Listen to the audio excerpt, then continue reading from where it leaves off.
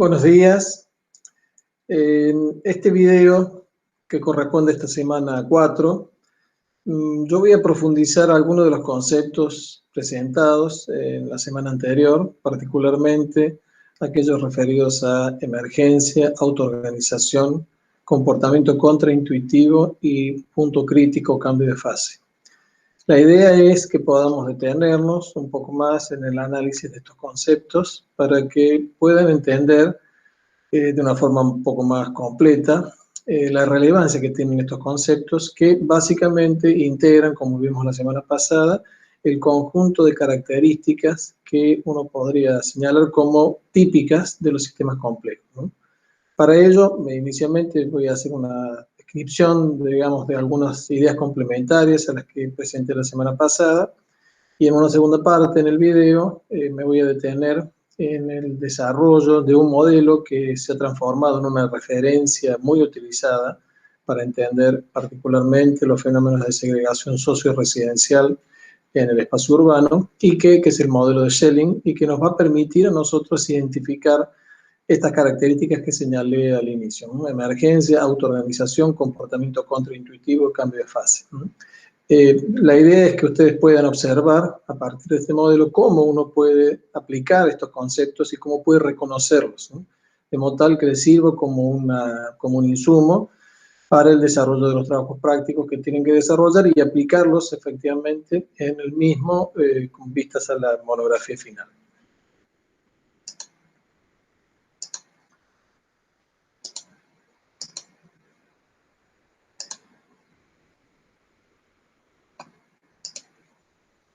Bien, nosotros habíamos visto que la emergencia era un fenómeno que habíamos señalado que tenía la característica de ser ubicuo. Ubicuo significa que está presente en una enorme cantidad de situaciones o de sistemas, ¿no? Tanto biológicos como naturales y sociales, que implica el surgimiento de una novedad. Bunge hace referencia a una novedad cualitativa, a pesar de que también dice que puede ser cuantitativa en el sentido de que hay un cambio de escala, digamos, numérico en las características del sistema, y que necesita la existencia de una serie de componentes o precursores, de nuevo utilizando la terminología de Bunge, que señalan claramente que no puede haber emergencia ex nihilo, si era una emergencia que surja de la nada. Tiene que haber unos antecedentes, y esos antecedentes hacen referencia a esos componentes que interactúan entre sí y dan lugar, ¿no?, a este surgimiento de algo nuevo. Es muy importante que recuerden que estos conceptos, particularmente el concepto de emergencia y de autoorganización, constituyen unos pilares fundamentales para la comprensión del comportamiento de los sistemas, particularmente de los sistemas complejos. Hay un debate sumamente interesante y extendido, les diría, acerca de cómo se produce efectivamente la emergencia, ¿no? Porque eventualmente lo que resulta más sencillo, que es lo que nosotros vamos a hacer en nuestro curso, es identificar un estadio antes o inicial del sistema y un estadio posterior, y ver unos cambios que se generan o que aparecen a lo largo del transcurso del tiempo y del funcionamiento del sistema, que uno claramente puede asignarlos a la manera en la cual los componentes del sistema interactúan y se relacionan entre sí, ¿no? Pero constituye todo un desafío epistemológico poder describir el paso a paso, ¿no?, de cuál es la manera en la cual la relación entre los componentes del sistema, entre estos precursores, da lugar a ese alumbramiento nuevo, a esa novedad cualitativa, a la que hace referencia Bunge. Nosotros no nos vamos a detener en ese nivel de análisis, que claramente demandaría, digamos, una extensión del curso mucho mayor, pero sí a enfatizar, a puntualizar la relevancia que tiene este concepto de emergencia y a la manera en la cual uno, entre comillas, más rápidamente puede identificarlo, ¿no? Y hay algo también importante tener en cuenta, que para el caso del concepto de emergencia no se aplica el principio de aditividad. Aditividad significa la suma. Lo hemos dicho muchas veces y lo hemos señalado y lo vamos a señalar de nuevo, que un sistema, o para los sistemas, una de las características de las propiedades que lo definen es la propiedad de sinergia, ¿no?, en donde el todo es más que la suma de las partes. Bien, en ese caso podríamos señalar entonces que si el todo es más que la suma de las partes, no se podría aplicar el principio de aditividad, porque Si aplicáramos ese principio, si el todo fuera igual a la suma de las partes, no podríamos estar hablando de sinergia. Entonces, justamente una de las propiedades de los sistemas que habíamos visto junto a la existencia de ciclos de retroalimentación y particularidad de que la estructura del sistema determina el comportamiento del mismo, es que se señala que no se aplica este principio de aditividad, sino en todo caso el principio de multiplicidad, ¿no? En donde se multiplican los componentes del sistema para poder tener una comprensión del comportamiento del conjunto, del mismo. Bien, es muy importante tener en claro también que la emergencia hace referencia a unas propiedades colectivas, ¿no? O propiedades de conjunto del sistema, o propiedades globales, ¿no? Que tiene el sistema. Si quisiéramos hacer una definición un poco más formal, podremos valernos de la definición que propone Mario Bunge acerca de qué constituyen esas propiedades globales, ¿no? Y él lo define de una forma bastante más esquemática, señalando que P es una propiedad global del sistema, o también colectiva o no distributiva de un sistema K, si ninguno de los componentes o precursores de ese sistema posee P.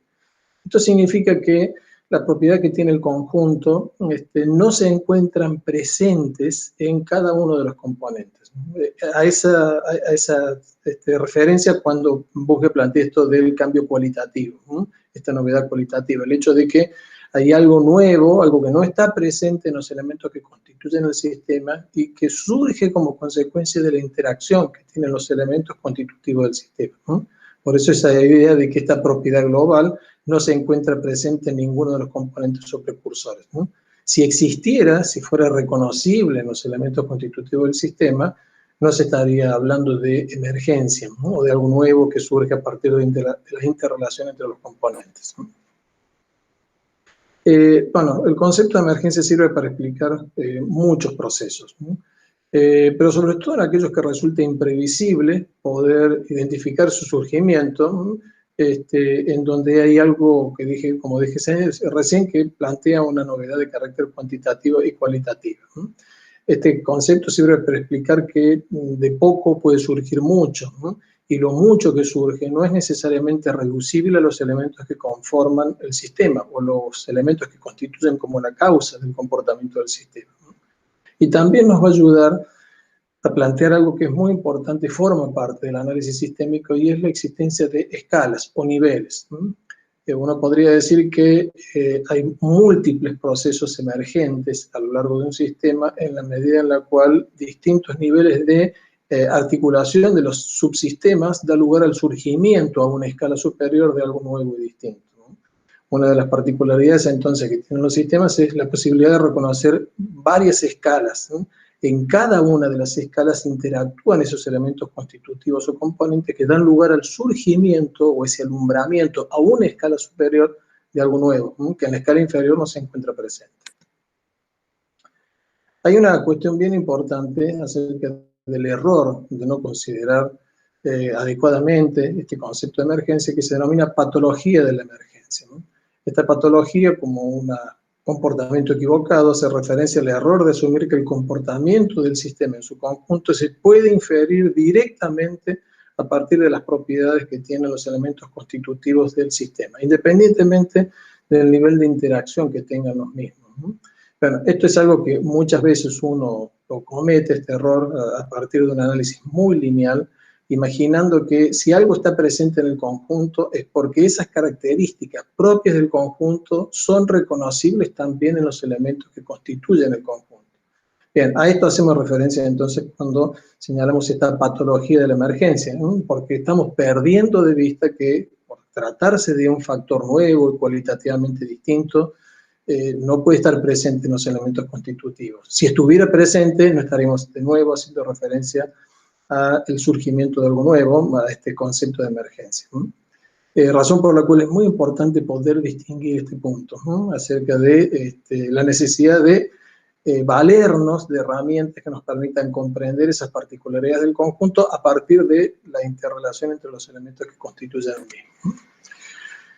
Había dicho que vamos a tratar de entender con un poco más de detalle cómo surgen estos conceptos a partir del análisis de un modelo que elaboró un economista, fue Premio Nobel de Economía en 2005, especialista en teoría de juegos, que se llamó Thomas Schelling, ¿no?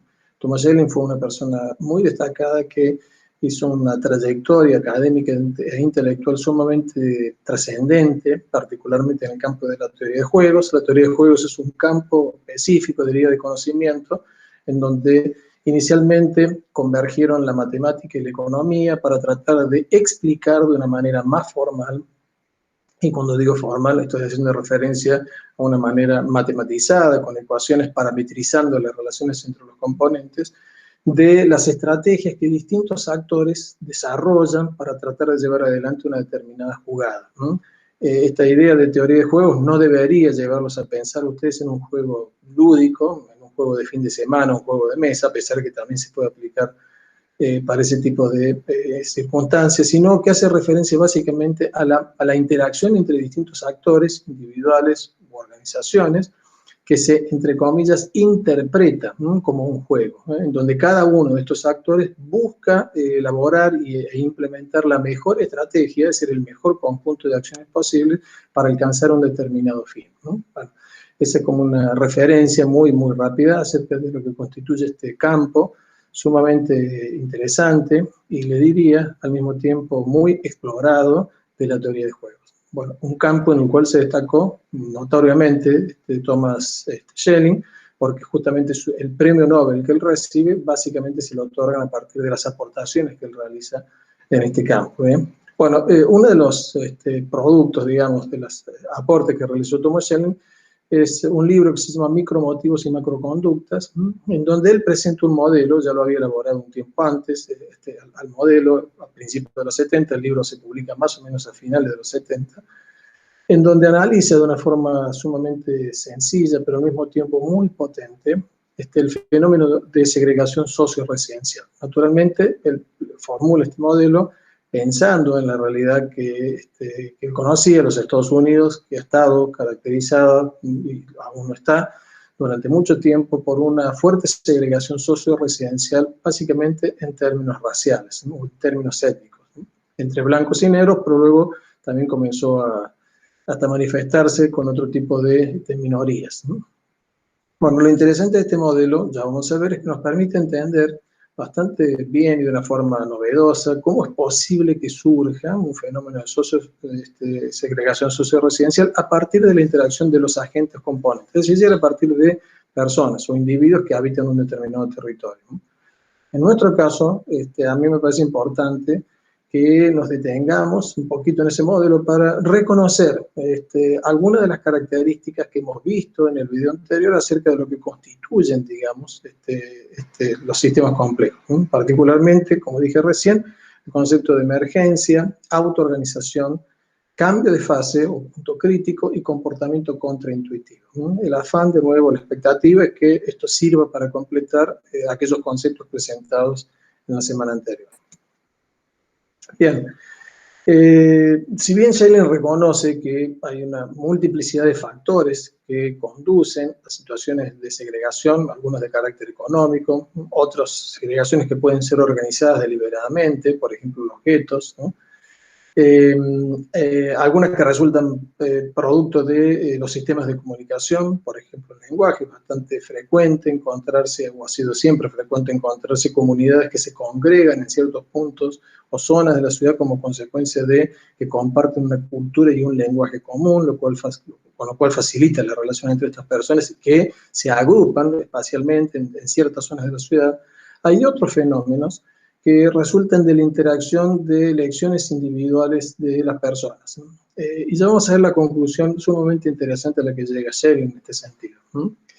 En su modelo él muestra que todo esto puede emerger de manera autoorganizada como un resultado no intencional del comportamiento de las personas, dando lugar a un patrón de segregación mayor, ¿no?, al que las preferencias de segregación originales de cada individuo, ¿no?, llevaría a pensar que ocurre. Es decir, puesto en términos más sencillos, personas que interactúan en el territorio, en un barrio, podríamos decir, o en una zona de la ciudad, que tienen ciertas preferencias, ¿no?, para tener como vecinos a otros individuos que se parecen en términos socioeconómicos o en términos étnicos o lo que fuesen, a sí mismos, ¿no?, pero que paradójicamente no pretenden vivir aislados, ¿no? Sino sencillamente que entre sus vecinos más inmediatos haya una cierta cantidad de similares a él, ¿no? Lo paradójico de todo esto es que a pesar de que esa propensión, digamos, esas preferencias sean razonablemente bajas, el patrón de segregación que emerge a partir de esas interacciones individuales es bastante más pronunciado y muy superior al que uno presupondría a partir de esas preferencias iniciales. Bien, esto va a poner de manifiesto esto que decíamos inicialmente, un comportamiento contraintuitivo, porque nosotros vamos a esperar que el patrón de segregación que emerja de esas preferencias iniciales sea mucho más bajo. Sin embargo, paradójicamente, puede llegar a ser mucho más elevado. Entonces, ahí aparece el reconocimiento de una de las características que habíamos señalado la semana pasada como esta característica del comportamiento contraintuitivo. Les recuerdo que un comportamiento contraintuitivo es aquel comportamiento que en principio va en contra de lo que nosotros intuitivamente esperamos que ocurra. Y eso ocurre básicamente como resultado de una comprensión limitada e incompleta e imperfecta de la manera en la cual no solamente se constituye el sistema, sino de la forma en la cual los componentes del sistema se relacionan entre sí. Y es bastante frecuente, habíamos dado algunos ejemplos la semana pasada, de comportamientos contraintuitivos. Bueno, la idea es que ustedes pueden reconocerlo también en este caso del modelo de Schelling. Como señalan, por otro lado, investigadores chilenos en un trabajo reciente del año 2017, es necesario tener en cuenta que no solo las preferencias de las personas alimentan los procesos de segregación socio-residencial, sino que también hay otro tipo de factores, ellos los caracterizan como factores de oferta, tal como los pocos grados de libertad que tienen las personas de menores ingresos para poder elegir la vivienda en la cual vivir. Ellos hacen referencia a una política habitacional específica que hay en Chile, que es el otorgamiento de un subsidio a la demanda, un subsidio a quien necesita una vivienda nueva, que le permita cubrir, digamos, el costo de adquisición de la vivienda, y que como normalmente son subsidios relativamente bajos o no implican montos de dinero significativos, bueno, los grados de libertad para elegir en dónde vivir en la ciudad se encuentran fuertemente restringidos a aquellas zonas de la ciudad en donde naturalmente la vivienda tiene menor valor. Bien, bueno, nosotros no nos vamos a detener en analizar todos los factores que inciden en los procesos de segregación socio-residencial, que es un campo de análisis sumamente interesante, ha sido muy explorado y en donde muchos han intentado analizarlo a partir de lo que plantean, por ejemplo, el modelo de Schelling, como estos investigadores chilenos. Sencillamente, la referencia que yo hago en este caso al trabajo de estos profesores chilenos es para poner de manifiesto que hay otros factores que también juegan. Nosotros vamos a tratar de aislarnos de esos factores y solamente poner la atención en la posibilidad de que surja un fenómeno de segregación a partir de la interacción de las personas que viven en una determinada zona de la ciudad. El modelo de Schelling es un modelo muy estilizado en el sentido de que sintetiza de manera muy elegante, podríamos decir, los elementos que constituyen esa ciudad imaginaria. La ciudad queda definida por un tablero de ajedrez, que tiene una grilla bidimensional, como ustedes pueden ver aquí, de n casillas como columnas y n casillas como filas. Básicamente es fíjense, un cuadrado.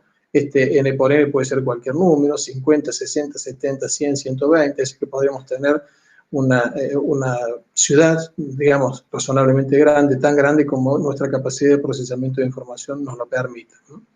Cada casilla está ocupada, o no, puede estar vacía también, por un círculo. Este círculo representa una vivienda, alguien o alguna familia que está viviendo en esa vivienda. Y fíjense que va a tener como posibilidad máxima 8 vecinos que lo van a circundar. Aquí está en este gráfico para que ustedes puedan identificar. En este caso, la casilla donde está el círculo rojo tiene 8 casillas que la circundan. Hay 8 posibilidades de tener vecinos. Estos vecinos pueden ser rojos o tener otro color. Supongamos que nosotros en este caso le estamos asignando el color rojo a una característica, que puede ser una característica étnica, una característica de lenguaje, una característica de nivel de ingreso, lo que fuese. Y nos va a permitir a nosotros analizar lo que va a ocurrir en este conjunto que va a ser esta ciudad a partir del comportamiento que dos grupos, en este caso rojos y otros que veremos cuáles son, podrían tener.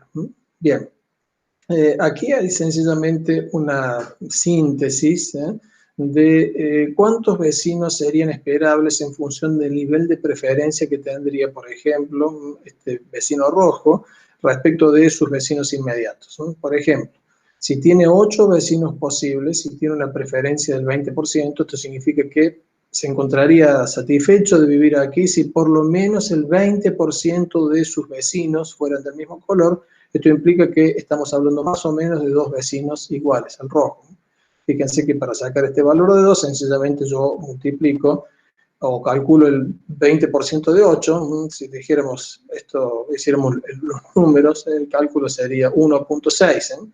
Por eso este símbolo que aparece aquí está haciendo referencia a que es un valor aproximado. Redondeamos al entero más próximo. En este caso no podríamos tomar 1.6, sino redondeamos a 2. Si hacemos referencia a la preferencia del 40%, es decir, este vecino que está aquí va a estar satisfecho y feliz de vivir aquí si por lo menos el 40% de los vecinos que lo rodean tienen sus mismas particularidades, sus mismas características. Estamos haciendo referencia a que se encontraría muy bien si por lo menos 4 de los 8 vecinos fueran iguales, ¿no? Si en cambio las preferencias son del 60%, ahí suben, estaría satisfecho y feliz si fueran por lo menos 5 de los 8 vecinos. Si hablamos de una preferencia del 80%, 6 de los 8 vecinos, y una preferencia del 90%, 7 de los 8 vecinos. Fíjense que naturalmente a medida que aumenta la preferencia, aumenta la cantidad de vecinos necesarios para poder satisfacer esa condición. Bien, lo que hace Schelling entonces es plantearse en este esquema, en esta ciudad ideal, plana, cuadrada, con estas características.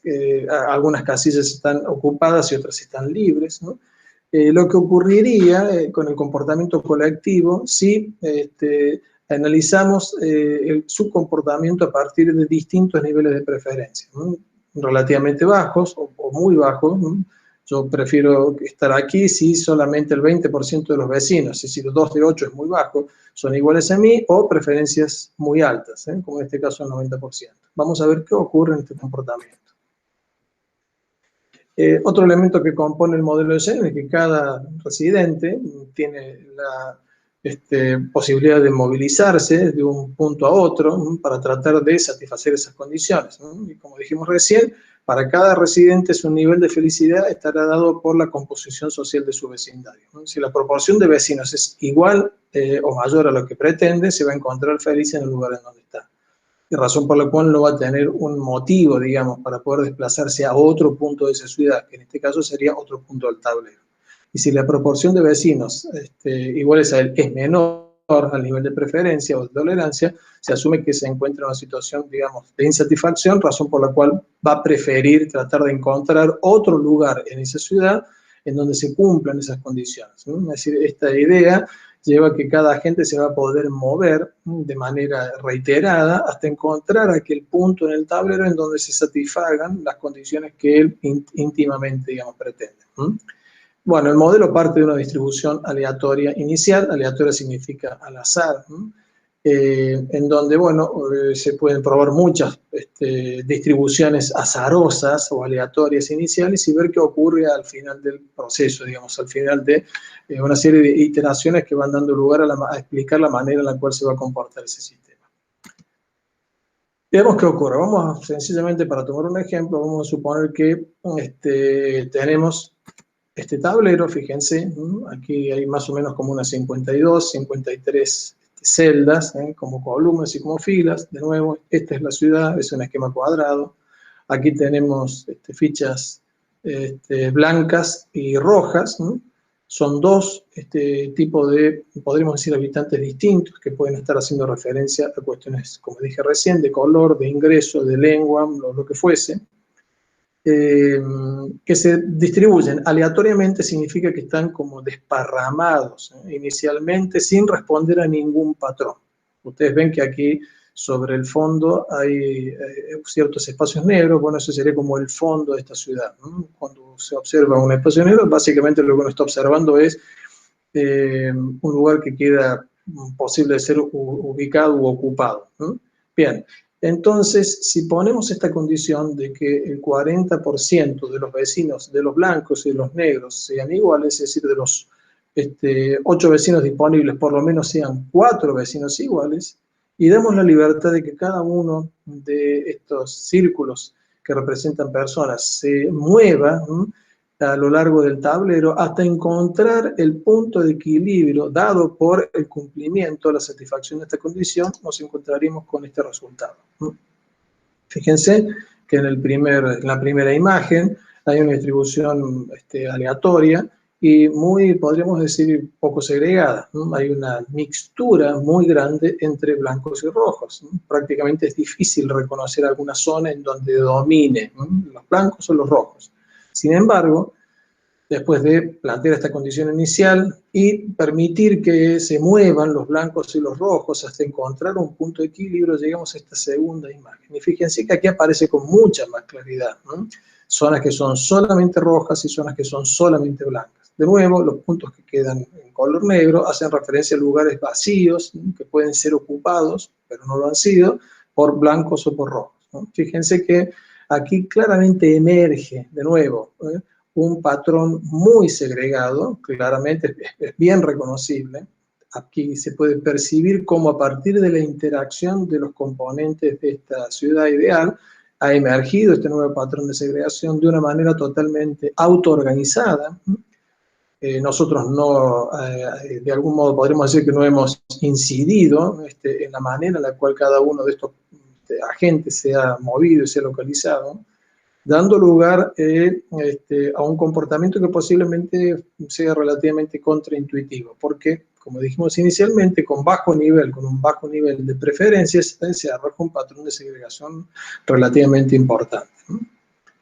Veamos qué ocurre ahora si subimos el nivel de preferencias, no ya del 40%, sino del 90%. En términos de lo que habíamos dicho inicialmente, esto implica que ahora yo me voy a encontrar, rojos o blancos se van a encontrar satisfechos si por lo menos 7 de sus vecinos son iguales a ellos, ¿no? Es decir, 7 de sus vecinos son blancos o 7 de sus vecinos son rojos, ¿no? Recuerden que hay 8 vecinos posibles. De nuevo, fíjense que se parte de una situación de distribución completamente aleatoria, es como que volvemos al estado inicial, ¿no?, y distribuimos de una forma totalmente azarosa, ¿no?, los rojos y los blancos sobre este tablero. La pregunta que uno podría hacerse razonablemente, que yo les planteo a ustedes, es ¿cuál imaginan ustedes que será el patrón de segregación que emergerá si pasamos del 40% de las preferencias al 90% de las preferencias? Claramente, cuando teníamos un 40% de las preferencias, como vimos en la imagen anterior, emergía un patrón de segregación que era muy evidente. La pregunta es, ¿ese patrón de segregación frente a un 90% de preferencias se profundizaría aún más? ¿Sería todavía mucho más evidente?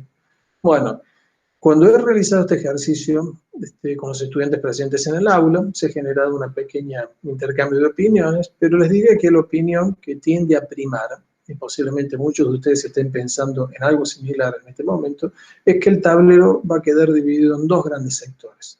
El sector de los rojos por un lado y el sector de los blancos por el otro, ¿no? Porque eso va a mostrar claramente el resultado posible de este elevadísimo nivel de preferencia, ¿no? Respecto del anterior, del 40%, esto es muchísimo más elevado. Sin embargo, fíjense qué ocurre cuando nosotros de nuevo ponemos en marcha la posibilidad de que rojos y blancos se muevan de manera independiente, tratando de satisfacer esta condición del 90%. Esta es la imagen en la cual se arriba. De nuevo, una imagen en donde claramente aquí no hay un patrón de segregación evidente, sino por el contrario parece haber una mixtura tan significativa como en el punto de inicio. Bueno, ¿cuál es la razón por la cual esto ocurre? Porque este patrón, esta preferencia del 90% es muy difícil de satisfacer. Entonces, no importa cuánto se muevan o a dónde se muevan los blancos y los rojos, va a ser muy difícil que encuentren un punto que sea estable, en donde encuentren esta condición de que 7 de los 8 vecinos posibles sean del mismo color, sean blancos o sean rojos, ¿no? Esto lleva a que el sistema permanentemente se encuentre en un proceso de cambio, de mutación permanente, ¿no? Dando lugar, como resultado de esto, a un comportamiento contraintuitivo, porque seguramente ustedes, como ocurre normalmente, esperaban que el patrón de segregación fuera mucho más evidente. Sin embargo, esto no ocurrió, ¿no? De modo tal que aquí no solamente podemos ver cómo se hace evidente el fenómeno de la emergencia, como en el caso anterior, cómo se manifiesta el comportamiento autoorganizado de cada uno de estos agentes. No hay un agente externo que los distribuye, sino que sencillamente el patrón final es el resultado de la interacción que tienen entre sí, y cómo al mismo tiempo ese patrón puede ser completamente contraintuitivo, ¿no? Bueno, este es el tipo de ejercicio que ustedes deberían realizar al analizar los fenómenos que van a desarrollar en su trabajo práctico, ¿no? No necesariamente tienen que elaborar un modelo de este tipo, pero digo, esta es la manera en la cual ustedes tendrían que tratar de aplicar e identificar esas características constitutivas de los sistemas complejos que señalamos en la clase anterior, en el caso de análisis que ustedes llevan adelante. Bueno, miren, esta es una síntesis de la manera en la cual van cambiando los patrones finales de segregación cuando uno va incrementando los niveles de preferencia, ¿no? Estas son unas simulaciones que yo realicé utilizando este software que es de uso libre, que se llama NetLogo, ¿no? Lo pueden bajar ustedes de la web. Y jugar. NetLogo tiene una enorme cantidad de modelos posibles, uno de los cuales es el modelo de segregación de Schelling, ¿no? Y uno puede, entre comillas, hacer esta práctica para tratar de ver qué es lo que ocurre cuando modifica alguno de los parámetros, ¿no? Básicamente lo que yo intenté, justamente para poder mostrarlo con más claridad, es analizar qué es lo que ocurre con los patrones de segregación a medida que nosotros vamos incrementando los niveles de preferencia, ¿no? Y si era posible identificar la presencia de esto que habíamos denominado anteriormente como punto crítico o cambio de fase, donde uno puede reconocer un cambio evidente en la estructura final del sistema, ¿no? Bueno, aquí en este primer caso, si uno va aumentando muy lentamente la preferencia, podríamos decir desde el 1% hasta el 24%, se encuentra con que los patrones de distribución son muy similares a estos, ¿eh? Es decir, hay como un bajísimo nivel de segregación, es muy difícil identificar un patrón de segregación que sea evidente, podremos decir que hay como mucha mixtura, ¿no? Es decir, que hasta el 25% de preferencias, todos los resultados finales se parecen mucho al que presenta esta imagen. Sin embargo, cuando pasamos del 25% de preferencias al 26%, ¿no? Si solamente incrementamos en un punto el porcentaje de preferencia, fíjense que surge claramente un patrón de segregación muy evidente, ¿no? Que no está presente, insisto, en el recorrido que va desde el 1 al 25%. Entonces podremos decir, no solamente aquí emergió ese patrón de segregación de manera autoorganizada, sino que al mismo tiempo, claramente, en este ejemplo por lo menos, el valor del 26% está representando un punto crítico. Aquí claramente cambia la fase del sistema, ¿no? Y así como habíamos referido la clase pasada o la semana pasada al concepto de cambio de fase, haciendo referencia, echando mano de una experiencia cotidiana que todos tenemos, que es, por ejemplo, calentar el agua, cuando el agua pasa del estado líquido al estado gaseoso, ¿no? Habíamos dicho que son las mismas moléculas que se relacionan de otro tipo, de otro modo. Bueno, aquí estamos haciendo referencia a lo mismo, ¿no? Son los mismos agentes que se relacionan de otro modo, ¿no? Y como consecuencia de ese nuevo tipo de relación dan lugar al surgimiento de este nuevo patrón, ¿no? Es decir, que aquí, en este ejemplo por lo menos, insisto, es posible identificar este punto de cambio de fase.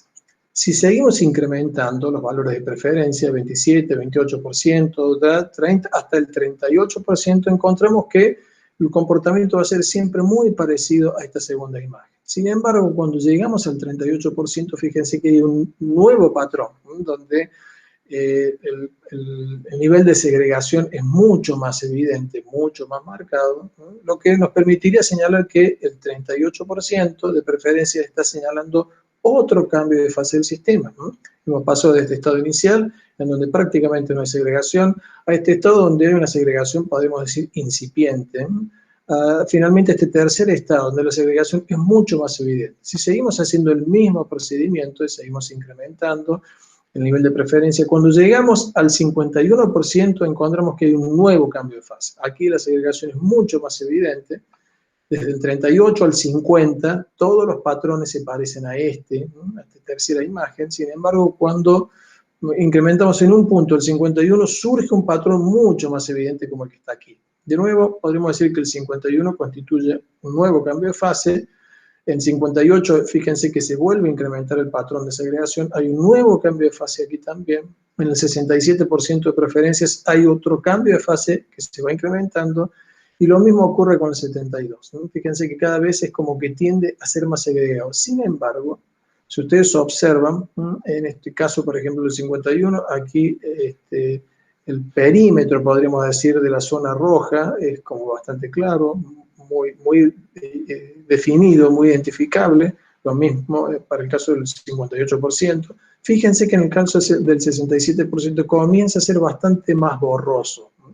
Es como que aquí hubiera un nivel de inestabilidad muy claro que se profundiza cuando llegamos al 72%, es muchísimo más aún, y cuando finalmente pasamos del 75 al 76%, hasta el 75% todos los resultados se parecen bastante a este.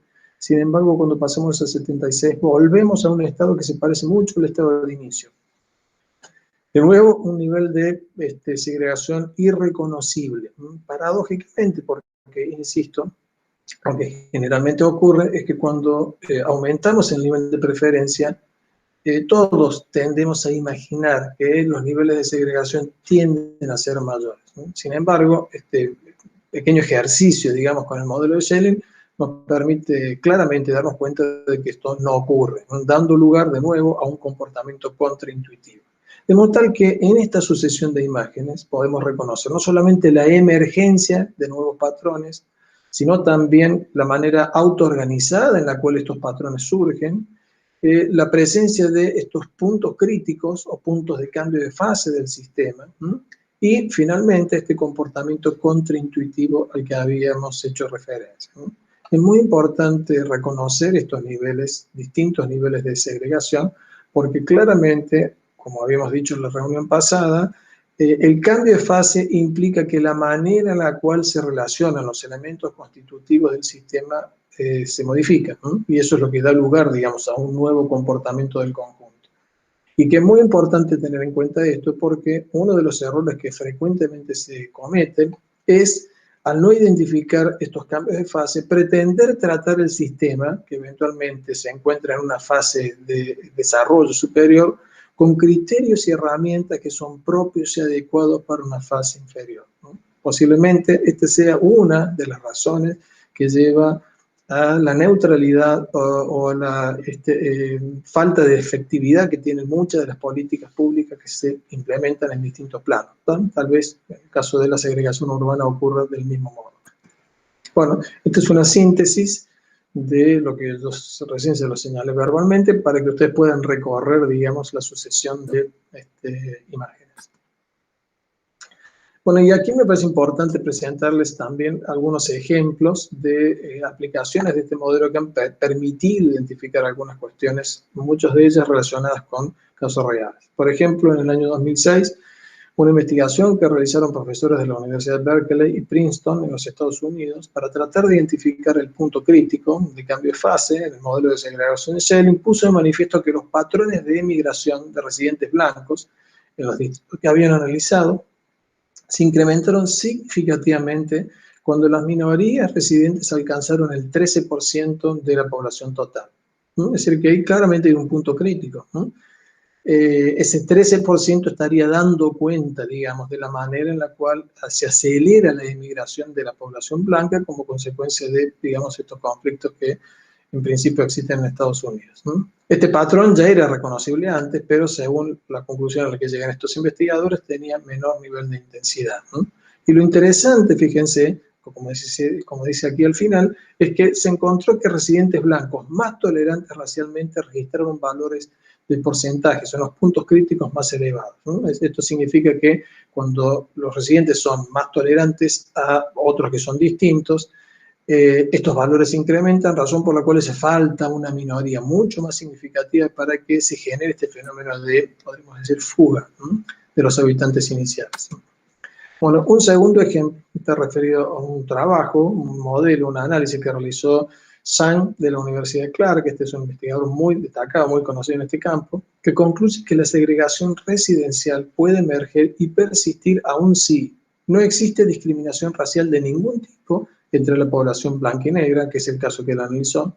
Tanto blancos como negros prefieren vivir en vecindarios que tengan una proporción del 50% de cada uno de estos grupos étnicos y fueran eliminados totalmente las disparidades socioeconómicas entre ambos grupos de población. Estas conclusiones conceptuales a las que arriba Zhang son extraordinariamente relevantes porque nos inducen a pensar que es posible que surjan fenómenos de segregación aún cuando los residentes no lo pretendan. Y esto es uno de los aportes más significativos que realizó el modelo de Schelling, ¿no? Que nos ayudó a entender un fenómeno complejo que tiene un comportamiento sistémico desde una perspectiva muy innovadora y novedosa. Bien, por esta razón, Zhang concluye que la integración racial, aunque es muy deseable, es muy difícil de alcanzar, ¿no? Debido a que los patrones de integración residencial son naturalmente inestables. Uno podría pensar, ¿es que entonces la segregación socio-residencial es un elemento constitutivo de los fenómenos urbanos, independientemente del momento, del lugar, de la geografía, ¿no? Este criterio y estas conclusiones se pueden aplicar también para analizar los fenómenos de segregación socio-residencial que nosotros visualizamos en nuestras ciudades, ¿no? Naturalmente, hace falta mucho más estudio para poder sostener este argumento, pero sencillamente lo comparto con ustedes a modo de interrogante porque me parece que vale la pena tener en cuenta este tipo de posibilidades, ¿no? Bueno, muchos años atrás, la Escuela de Sociología de Chicago hizo una serie de estudios sobre estos fenómenos, a principios de los años 30 del siglo pasado, y elaboró una serie de conceptos que permitieron entender la manera en la cual se producen este tipo de comportamientos, uno de los cuales se denominan procesos de invasión-sucesión, ¿no? Y que básicamente hacían referencia a distritos totalmente habitados por residentes que eran completamente blancos, que por alguna razón comenzaban a recibir algunos pocos residentes de color, ¿no? O negros, y que a partir de un determinado punto, como ese punto crítico que señalan estos investigadores de Berkeley, generaban un fenómeno de expulsión, ¿no? O de sucesión por parte de la población negra respecto a la población blanca. Bien, este tipo de análisis, insisto, han sido muy realizados. Todavía no existía el modelo de Schelling, no había sido formulado. Muchos años después se elaboró este modelo, pero ustedes ya ven que nos permiten hacer cierto tipo de análisis y sobre todo, en nuestro caso, yo me he intentado valer, digamos, de este análisis de la segregación socio-residencial con la finalidad de poder reconocer de manera bastante más evidente y podría decir palpable estos conceptos de comportamiento sistémico, sobre todo sistemas complejos a los que habíamos hecho referencia la semana pasada. Bueno, un tercer ejemplo sumamente interesante que elaboraron estos investigadores chilenos, señalaron que si hubiera un tercer grupo, fíjense que todo el análisis que hicimos respecto al modelo de Schelling contemplaba la existencia de dos grupos, ¿no? Que pueden, insisto, pueden ser dos grupos de distinta raza, distinto color, distinta etnia, distinto nivel de ingreso. Pero lo interesante del trabajo que hicieron estos investigadores chilenos es que ellos incorporaron un tercer grupo al análisis y permitieron identificar que en el caso de que existiera un tercer grupo con muy bajas o nulas preferencias para cada uno de los dos grupos existentes, esto daba lugar a un proceso de integración mucho más interesante. Es decir, que se puede avanzar en reducir los niveles de segregación social si se formulan políticas públicas que apunten a fortalecer la presencia de residentes que tengan baja o nula predisposición a la segregación respecto de los residentes que existen en esa zona. Algo sumamente interesante, insisto, porque me parece que permite informar mucho más y mejor la manera en la cual se podrían impulsar políticas públicas orientadas a reducir los niveles de segregación socio-residencial. Bien, el trabajo de Schelling ha sido muy analizado, muy revisitado, ¿no? Por diversos autores, pero todos han confirmado lo que originalmente planteaba el modelo, ¿no? El modelo original. Primero, las preferencias de segregación a nivel agregado generan patrones que son de segregación que son mayores a los individualmente buscados, incluso cuando se asumen individuos con actitudes integradoras, ¿no? Esto es muy importante porque insisto, este es un resultado contraintuitivo respecto de lo que nosotros inicialmente pensamos, ¿no? Imaginemos que si hay un bajo nivel de preferencia por parte de los residentes, el nivel de segregación resultante debería ser bajo. Sin embargo, insisto, este modelo permite señalar exactamente lo contrario, ¿no? Emergen unos patrones de segregación que tienden a ser superiores, ¿no?, a lo que inicialmente uno supondría, ¿no? Y estos patrones tienden a ser estables, a mantenerse en el largo plazo, ¿no? Y aumentar, naturalmente, profundizarse cuando se tienen en cuenta otro conjunto de factores como los que señalé inicialmente, que nosotros no nos vamos a detener a analizar. Por esta razón, el macro comportamiento a nivel social puede no estar reflejando los micromotivos a niveles individuales, ¿no? De nuevo, este es un típico comportamiento sistémico, ¿no?, que nosotros deberíamos tener en claro, ¿no? Yo les señalé que Schelling había hecho una trayectoria, digamos, un aporte más que destacado en el campo de la teoría de juegos, ¿no?, que permite justamente, entre otras cosas, analizar la manera en la cual se comportan actores en el territorio, ¿no? Pero hay algo muy relevante que también está relacionado con la teoría de juegos, y es la manera en la cual inciden en el comportamiento de los sistemas pequeños cambios en las condiciones de partida o en las condiciones iniciales de comportamiento de los sistemas. Hay algunos sistemas en donde, variando de manera muy pequeña, casi irrelevante, las condiciones iniciales se arriba a resultados finales que son completamente distintos, ¿no? Bien, esto es lo que se conoce en el análisis sistémico como sistemas caóticos, ¿no? Los sistemas caóticos se denominan de este modo porque hacen referencia a la teoría del caos, que fue formulada por un matemático francés que se llamó Henri Poincaré, que vivió entre fines del siglo XIX y principios del siglo XX, y que básicamente se orientó a estudiar la manera en la cual podían comportarse de manera completamente distinta sistemas que eran aparentemente muy parecidos y que tenían solo apenas unas pocas diferencias en los puntos de partida.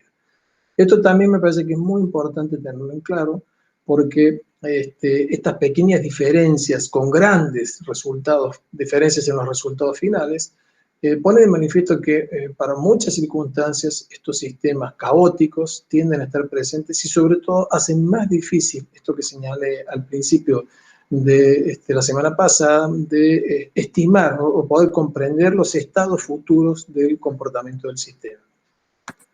Esta imagen, posiblemente ustedes han escuchado hablar del efecto mariposa. El efecto mariposa es una metáfora que se utiliza para decir que el aleteo de una mariposa en Brasil puede causar, digamos, un gran tifón en el Caribe. Uno diría, no hay relación entre la capacidad, digamos, de movimiento del aire que puede tener el aleteo de una mariposa y la terrible energía que tiene un tifón como consecuencia de este fenómeno, digamos, climático. Bien, bueno, lo que básicamente entonces se plantea es la posibilidad de que pequeñas perturbaciones en el estado inicial del sistema terminen generando, digamos, un patrón de comportamiento colectivo que sea desproporcionadamente grande respecto a esa perturbación inicial. Bien, entonces, la idea de este video ha sido completar lo que habíamos comenzado a ver a lo largo de la semana pasada, centrándonos con un poco más de detalle, digamos, en algunas de las características que habíamos visto de los sistemas complejos a partir del análisis de los resultados que arroja el modelo de Schelling. Bueno, espero que esto haya sido ilustrativo, que les permita a ustedes comprender mejor estas características, porque como les digo, la idea es que ustedes paulatinamente vayan no solamente comprendiéndolas intelectualmente, sino haciendo el ejercicio de reconocerlas, estas características en los fenómenos que vayan a analizar. Bien, con esto terminamos entonces el video y termina el desarrollo de esta primera parte de la asignatura. A partir de la semana que viene vamos a comenzar a desarrollar conceptos que tienen que ver con la manera en la cual podemos valernos de un cierto lenguaje y una cierta simbología para la construcción de modelos, ¿no? Modelos que nos van a ayudar a representar de la mejor manera posible los fenómenos que queremos analizar desde una perspectiva sistémica.